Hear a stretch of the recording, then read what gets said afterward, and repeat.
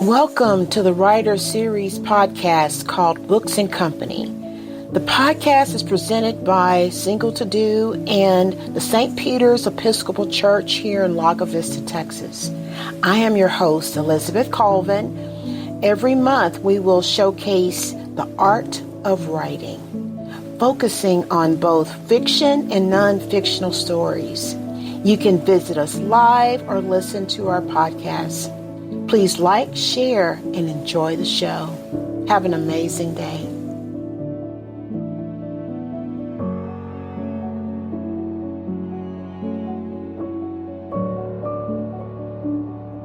And I just want to say we welcome you wholeheartedly to St. Peter's Episcopal Church. Welcome to The Point. The reason why we call it The Point is that this is the highest point in Lago Vista. Right now it's in the evening time, but we have a beautiful lake view. We have a labyrinth. We have lots of wildlife. And we have a wonderful author here today. We have Elizabeth Thomas. And I just want to say, guys, welcome her. We'll be able to hear about her wonderful books and writings. And we'll be able to take a few questions. And we also want to say welcome to a vendor that's here. And the vendor actually has some goods that we'll be able to talk about. It's Estamos Crafting. And we'll be able to share some of her business information. We'll be able to take a break. We'll be able to let you know when that break is. But for right now, let's get started. Welcome, Elizabeth.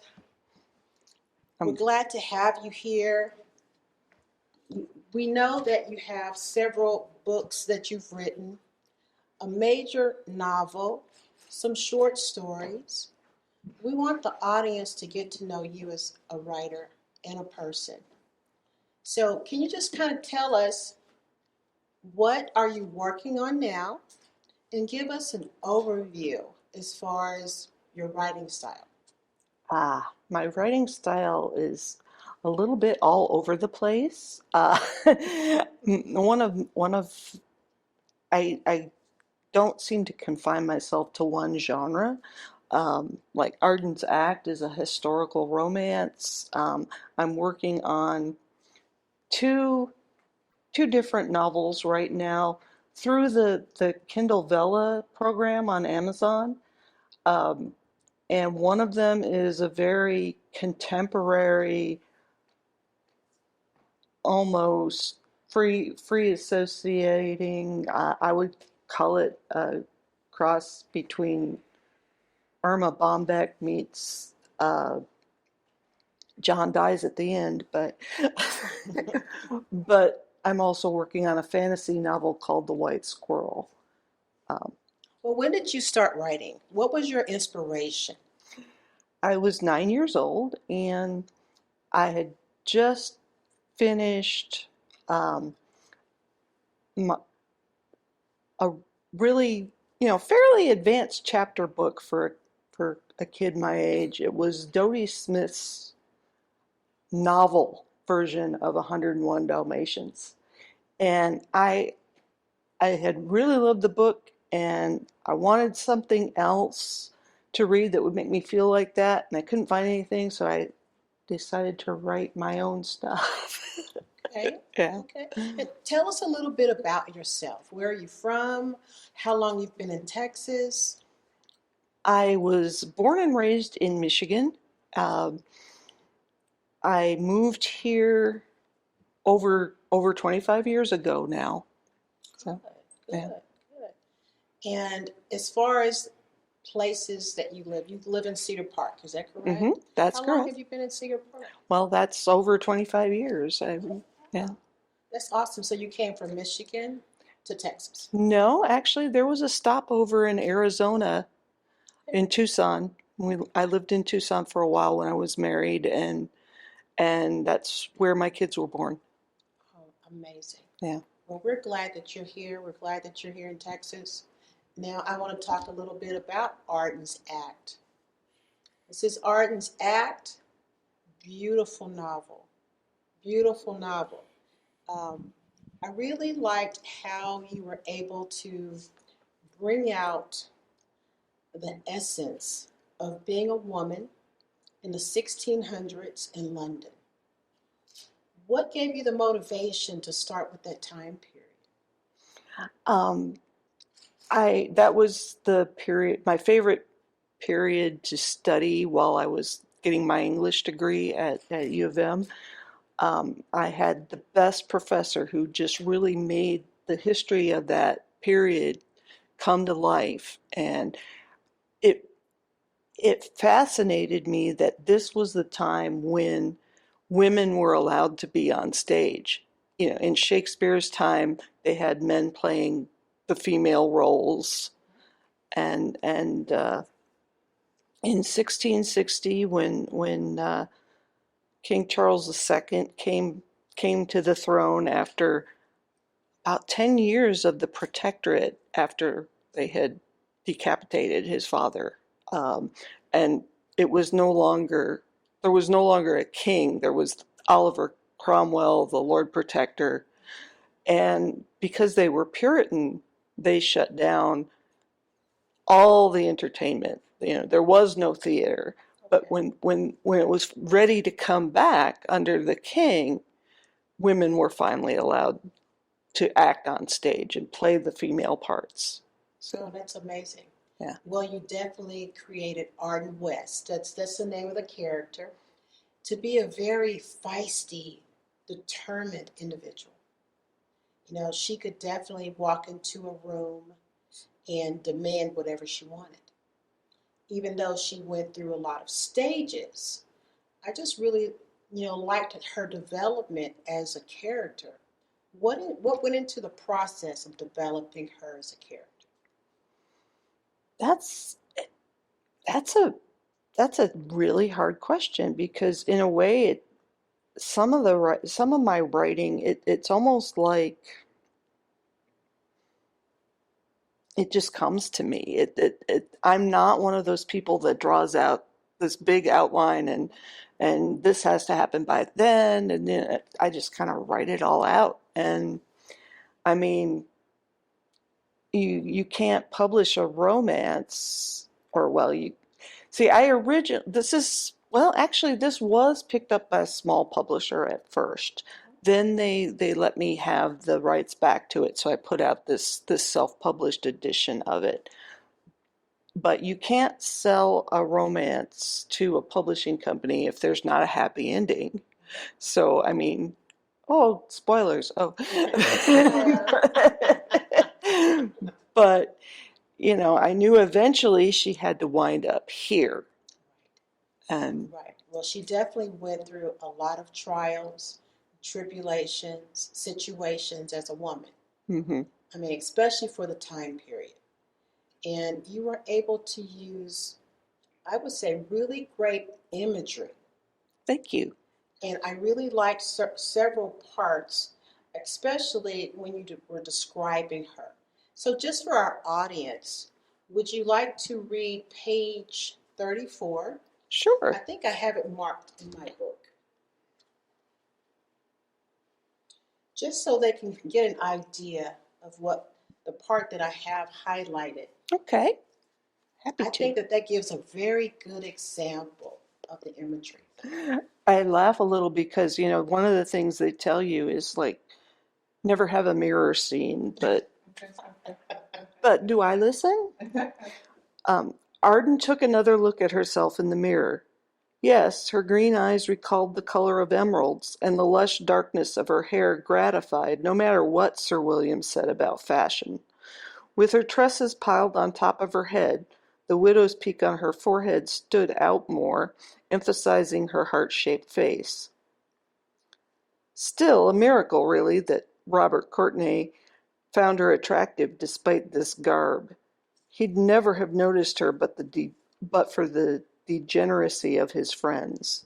Oh, that was awesome. So that tells you that she was a beautiful woman. And she really caught the eye of the society.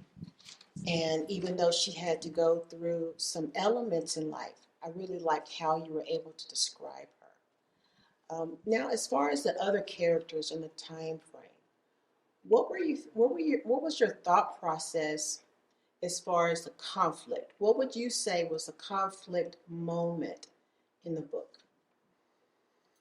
Um, I mean, there's so many because she has conflict with different people. Um, the thing that starts everything off is that she runs away from her Puritan stepfather, takes Lord Robert Courtenay up on his offer to become his mistress.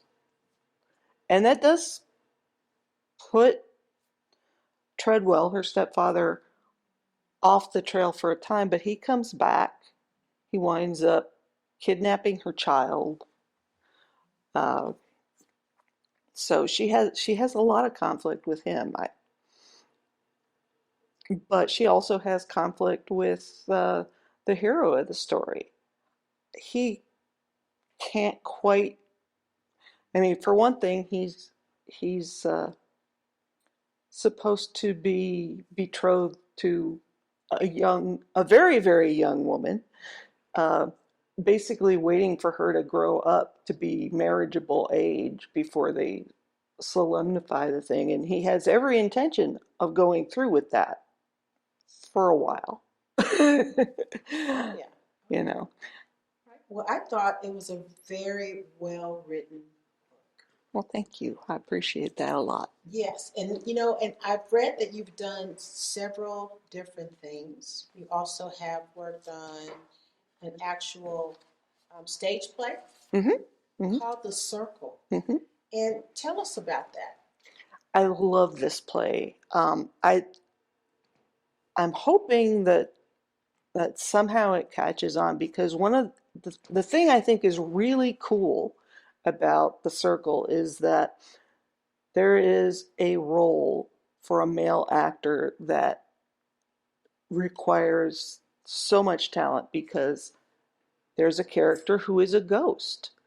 And for almost the entire play, he doesn't speak. And the audience can see him, but the other people on the stage can't see him. And I just think it's a really fun idea. And I really enjoyed um, it's been in like the version that actually was put on at the Way Off Broadway uh, theater that was in Cedar Park. Now it's in Leander, but that's kind of an earlier version of the play. I've kind of finalized it and published it, and I had had the idea of trying to approach it a little differently and like cut out the middleman. Like I could give discounted rights um, because I'm not Samuel French. I don't need to pay a staff and I just thought I would try and do something a little new in the realm of playwriting. That's awesome. Well, what are your ideas as far as actually having a place as a woman in this industry in Texas? I mean, do we see a lot of women that are actually creating stage plays? Do we have a lot of avenues in this area? What would you like to see different? Would like to see more more chances for new work. I understand it. I understand that community theater, almost everywhere, not just in Texas, but they're going to fall back on the same old standards because they know they can get an audience and they can make the money. I would like to see more opportunity for more original work, more new work. I think that would be great. That would be really good. Well, I would like to also talk about The Crossing. I really liked your short stories. But before we go into that, I want to give the audience an opportunity to write some questions down. We can go over some of their questions that they have for your book, and we'll give them an opportunity to peruse your area. So we're going to take a break now, and then when we come back, we'll talk a little bit more about the crossings. Do you have any questions or anything that you would like to pose to the audience before we come back? Not really. We'll go ahead and take a break. All right. Well, welcome back from the break. You know, before the break, we were talking about your stage play, Circle. I want to just go a little bit more about the Circle as far as the story. You know, as far as I can recall, the story is about a high school reunion. Yes, ma'am. Give us an overview about that. Well, it's set in a very particular time. It is the 20-year reunion of the class of 81, which just happened to be right before 9/11. One of the characters talks about, looking back, it was like all the balls on the eve of World War One, just a time of fun and innocence before something very drastic happened. Right, right. I know I remember what it was like after 9/11. You know, I think all of us that are probably over 50 can remember that very well. Um, but you know, what storyline was it based on your childhood? Who gave you the idea? It actually was based on my 20th reunion. In the play, the heroine has a date with somebody she has had a crush on for years. And the ghost I mentioned earlier, his mission is to get them together. That's like his good deed that he wants to do.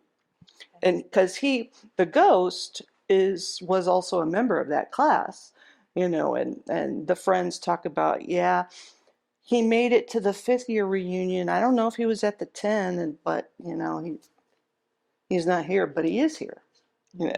Awesome, awesome. So it was basically his depiction of what his class was like, encouraging them to do things or get involved in their own reunion. Mm-hmm. Okay. Mm-hmm. I think that's an excellent story. You know, and I think now we want to just move forward to the crossings. Okay. And can you hold up that book? That's the short stories of the crossing. And I love the actual photography or the artwork that you have on the book. Tell us, what was the thought process of the crossings when you developed them? Well, I wanted to me, the stories in here are about crossing boundaries, like between life and death, between social taboo and normality. Uh, I like to, there's a little description on the back. I can read it. Go ahead. Crossings takes us from one point to another. In these stories, journeys are made between different states of being. Boundaries are broken. Envelopes are pushed. Beliefs are abandoned and replaced. And transgressions are entertained and occasionally acted upon. All of this is done by fairly ordinary people, just like the ones sharing space with you, even if their realm is not your own. I thought that's excellent. That was excellent. You know, I love the stories. It goes from the early part of the book, it makes you feel like you're that person, you're in that life, as far as what it was like being married, working, packing, moving, just living. I really liked that part of the first story in the book. Now, what intrigued me was Lot's daughter. Mm. That story was amazing. Thank you. I think that story, in most modern day settings, it would be controversial because it deals with homosexuality. But I think that's a subject that we have to talk about. And I think you did it in a superb way. You brought the characters alive. What was your thought process when you were writing Lot's Daughter? Well, I had heard about these places that, or organizations that tried to, fundamentalist Christian organizations that tried to cure or reprogram gay people. And I thought that in addition to the obvious problems with that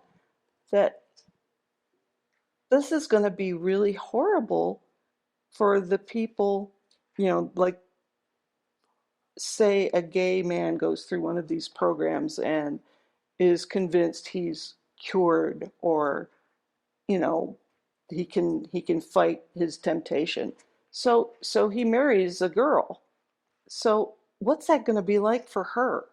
And I thought that, it's not only the obvious victims, the gay people, but like in Lot's Daughter, the heroine of the story is the daughter of a minister who is very much involved in one of these programs, and brings his projects home to dinner and different things like that, and she winds up marrying one of them, and it falls apart. Yeah, it falls apart, but at the same time, it has a lot of conflict throughout the story. Right now we're right here in a church, but we're in a church that supports everyone. Mm-hmm. So we know that there's going to be situations where there's going to be married, lesbian relationships, there's going to be conflict. And I like the fact how you gave the characters life. You gave them individuality. For instance, the father, the name of his ministry was Straight Life Yeah. Ministries. Yeah.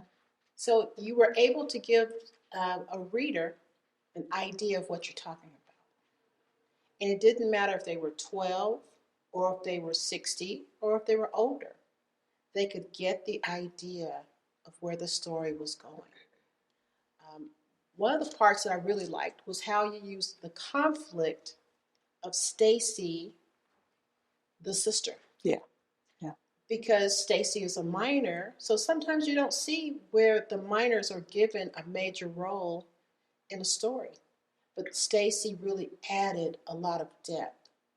She represented a lot of the pushback that we would get in the world today. So I really thought Lost Daughter was awesome. I liked how you started off with the actual scripture as a comparison. I thought that was done very well. Because that's what it reminded me of. The whole situation was the biblical story of Lot having, when he has the visitation from the angels and the people of, I don't know, is it Sodom or Gomorrah? One of I think it was Sodom, and the people outside are banging on Lot's door saying, "Hey, bring out your guests. We want to party with them," and he offers them his daughter instead. It just kind of like, what kind of father would do that? Right. A father that would think his daughter is strong enough to change them. Hmm. And sometimes we don't think that. We don't think that when we hear that verse that that's what the meaning is. But the character Laura, Hmm. she was very courageous. I think it's an awesome read. I think anyone that's dealing with the situation of homosexuality that want to learn more about it, they need to read that. it gives you a really good idea of, like you said, not only the individual, the man that was faced with the challenge, but also the people surrounding within his world, how they were dealing with it. So I thought that was great. And you also did really good imagery in that story as well. And I want to read on page 44.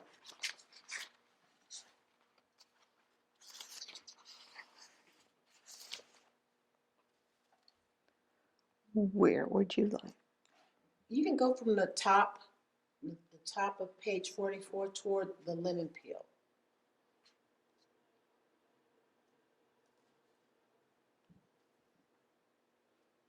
And I think it's toward the middle. I can look. Okay. Oh, okay, I found it. Okay. I watched him, and when he reached the invitation, I said, "I'm sorry I opened that. I thought it was addressed to both of us." "That's okay, Laura." He didn't realize yet what he held. When he did, his face went first white, then scarlet. He stared at the invitation and Vera's note for a long time. The note brought wistfulness to his expression, and I trembled. Daddy would have commanded me to speak, to tell Ryan what a sin-filled thing he held in his hand, and to remind him how horribly deceived this Vera was. I said nothing. Neither did my husband.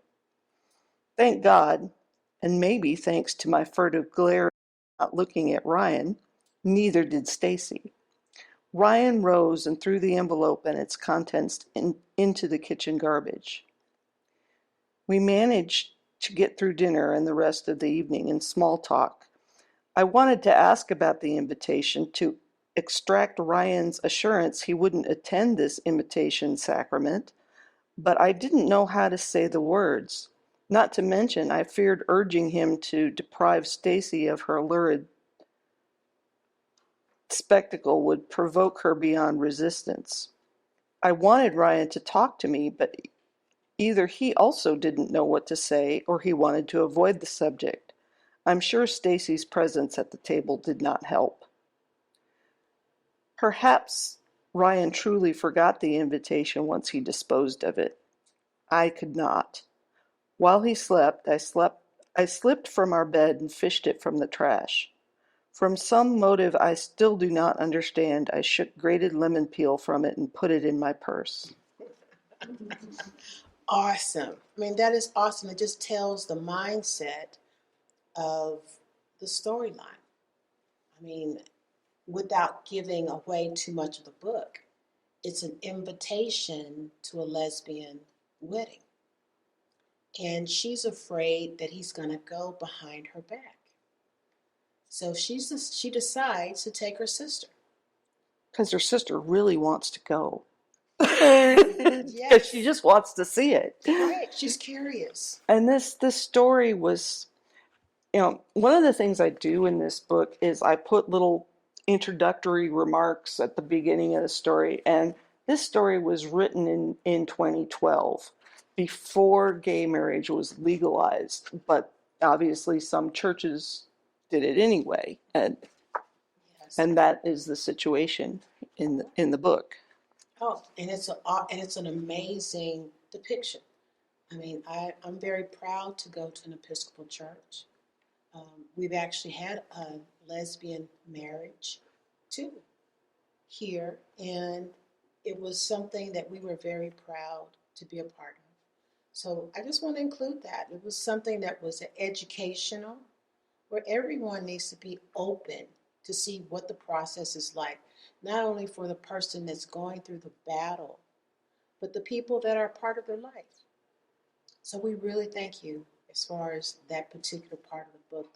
The overall book of short stories is great. Was there another section or another story that you have a favorite in Crossings? Oh, Lord. There's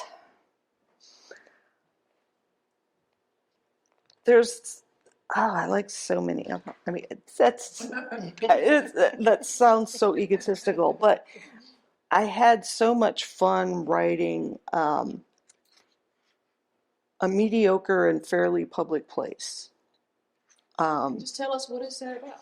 That's about uh, a young man who collaborated on a musical with an older woman, and they were friends, and she passed away, and she tasked him with sneaking some of her ashes to scatter over her boyfriend's remains, her married boyfriend's remains after he passes, because she passed before him. And he's sneaking into the cemetery, and he happens to meet the man's daughter, and they it and she eventually lets him do it.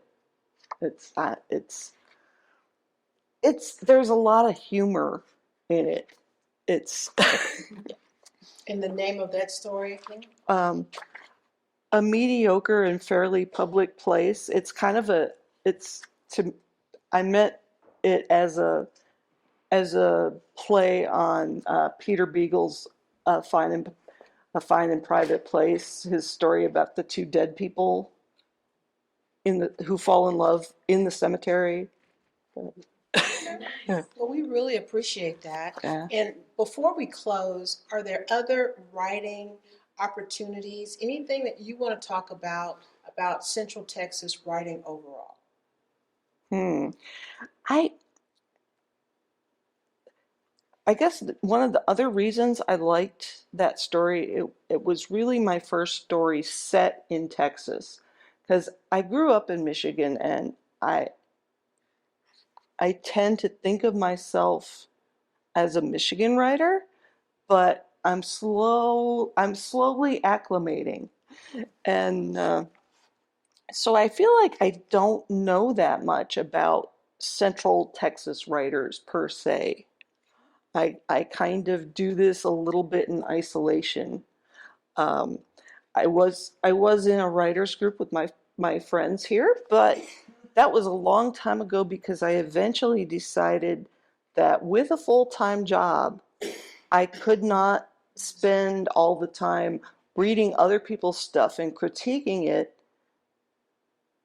rather than just working on my own stuff. I mean, I I needed the critiques. I enjoyed the feedback I got, um, but the time to actually put stuff out there, I needed to concentrate on that. Well, we definitely understand that. And that's one of the reasons why we're here. I mean, we have writers like W.C. Jameson, Russ Hall, Rothia. He came here just last month, Rothia James. And we're just so glad that you're here, Elizabeth Thomas. And eventually we may do a writer's workshop, and we will definitely let you know and keep you posted in that. Okay. And so that will end our writer series this evening. And we just want to say thank you. Thank you for having me. Oh, absolutely. And again, hold up the crossings. That's the crossings, guys. And please give her a hand. She did such a great job. Thank you. And we just want to be able to say you will be able to see this podcast on Single To Do and stpeterslv.org. It will be available on a podcast with iHeartRadio and Spotify. And you can also check out Elizabeth's Facebook page. And can you give us your email address? It is emthomas63@gmail.com. And again, I'm Elizabeth Colvin with Single To Do. We have nice goodies from Chef in the House. We also have a beautiful business, again, Estamos Crafting. She has some beautiful items and in Cedar Park. And I just want to tell you something about her business as well. She's a small crafting business, Latina owned, with aunts, close family members in Cedar Park. They have event information on Instagram. And next week she'll be at Red Horn Cafe. Rafila, we welcome you. We thank you. We appreciate you being a part of Single to Do tonight at St. Peter's. And again, thank you everyone for being here with us tonight. Bye.